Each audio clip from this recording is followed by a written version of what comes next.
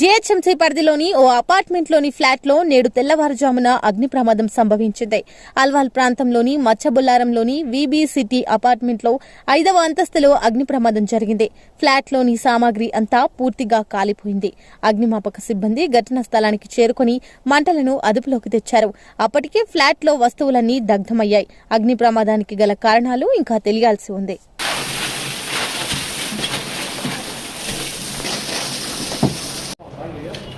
उतनी बात किया ना इधर बंद बात करना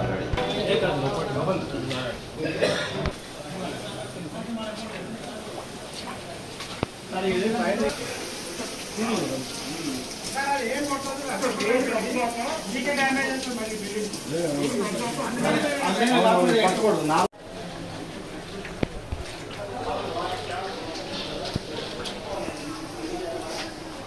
ఎవరైనా ఇద్దరు సెక్యూరిటీగా తెలిపించి మొత్తం తీసాడు బయట తర్వాత అది ఫైర్ అవుతూనే ఉంటుంది.